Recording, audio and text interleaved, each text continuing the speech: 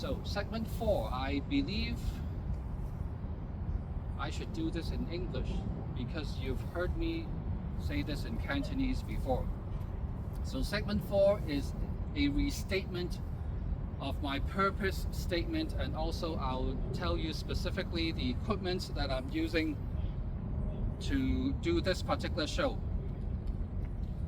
Hello, I am Jeff from Toronto, Canada, and welcome to my YouTube show and my channel, which is called www.GloryToHongKong.CA.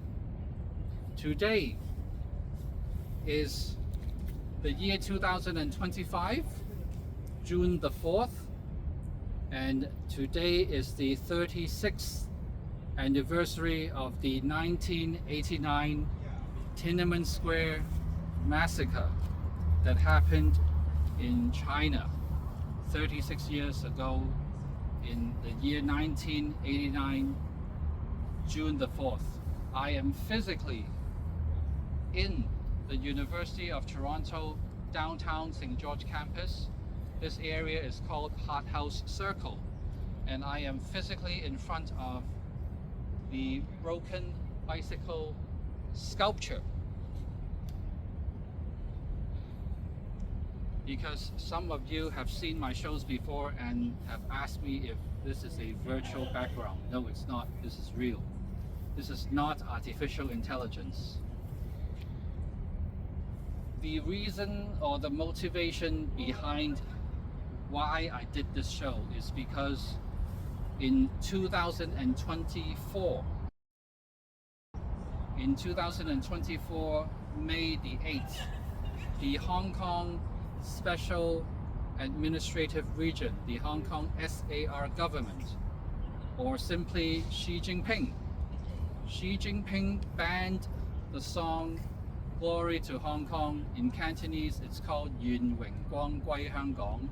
Xi Jinping banned the song Glory to Hong Kong, 願榮光歸香港, and did not allow people in Hong Kong to sing this particular song. And on top of that, if you look at Wikipedia, you will notice that the Hong Kong SAR government, or Xi Jinping, was for a small period of time successful in taking down multiple versions of the song Glory to Hong Kong, 願榮光歸香港, from YouTube, iTunes, and many other online platforms. Even more frustrating is in Toronto, Canada, there is a YouTube channel called Hong Konger Station, 香港台. And one of my teenage idols, who is a singer, his name is Zhou Fengsuo. He and his business partner used to sing Glory to Hong Kong, 願榮光歸香港, each and every day in their YouTube online live stream show. However, best to my knowledge, and if I'm wrong, please tell me, best to my knowledge, after 2024 May the 8th, Zhou Fengsuo and his business partner have never sung Glory to Hong Kong, 願榮光歸香港 on their YouTube channel live stream show after 2024 May the 8th. And I was and still greatly disappointed. Yet I am not a person to not take action. Therefore, I registered this particular domain name, www.GloryToHongKong.CA, www.GloryToHongKong.CA. I registered this domain, and I started to do my first live stream show last year, 2024, May the 19th, by physically driving down from where I live uptown to downtown Toronto to the University of Toronto Hart House Circle in front of the broken bicycle sculpture to do my live stream show. Okay, I am really here. This is not a virtual background. I am a real person. This is not artificial intelligence. So that was my motivation. Secondly, or maybe equally important, is I know that you, and you may be a Hong Konger, a person who came from Hong Kong after the umbrella movement of 2014, or the democracy movement in Hong Kong in 2019, through Canada's special program. I call it Stream A and Stream B, where you as a Hong Konger, you came over to Canada to start a new life, to escape the political persecution that you would have received in Hong Kong or were receiving in Hong Kong. And now you're in Canada, and I see you participating as an attendee in many of the pro-democracy or support Hong Kong democracy movement events. And if you've ever had the intention of doing your own event, of hosting your own event, yet you are uncertain how to proceed, then my little show that I'm currently doing right now serves as a baseline, an example of the worst that you can ever do, because I believe with your talent or your talents, your gifts and talents, you cannot possibly do worse than I this very moment. And so I encourage you to host your event. I encourage new Hong Kongers, young people, to host their events. Now, you may have a question in your mind. You might be thinking, do I need to ask permission from the old timers in Toronto before I can host my own event? Question mark. That's the question that's in your mind. Here's the answer.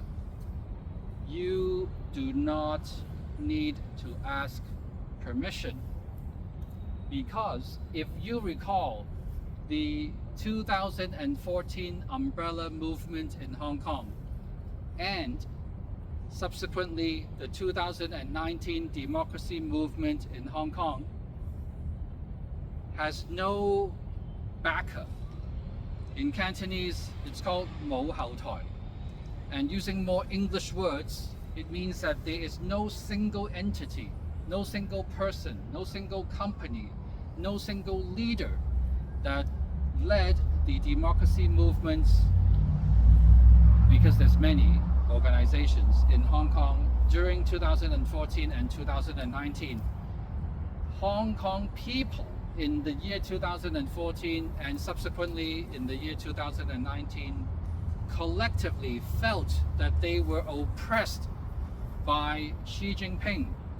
They were oppressed by Xi Jinping's thought, by his rule, by his methods, by his ideology.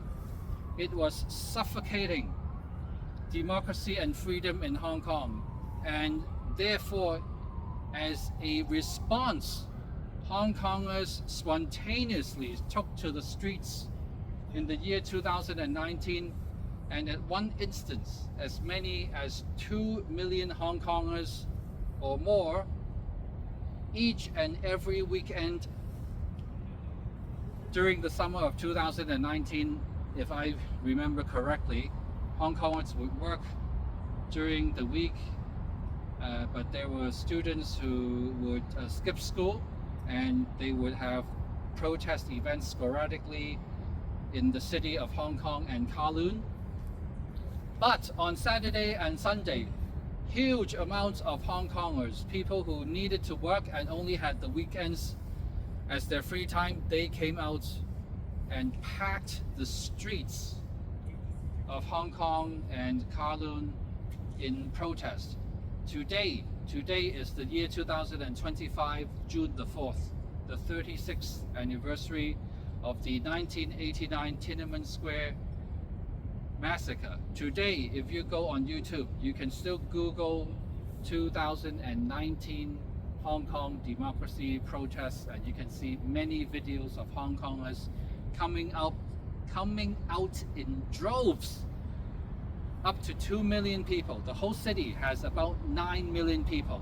2 million out of 9 million Hong Kongers came out in the year 2019 to protest against Xi Jinping's rule.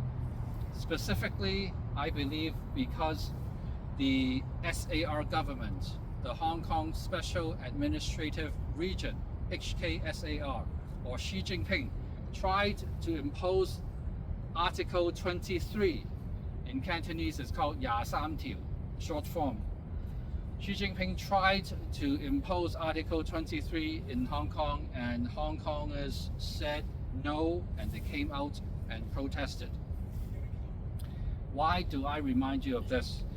I remind you of this today because you do not need to ask permission to host your own events in Toronto, Canada, because there's no backer, 冇後台. There's no one entity that backed the 2019 Hong Kong movement. It was a response, an emotional response from Hong Kongers to stand up against tyranny, against communism, to fight for freedom and democracy.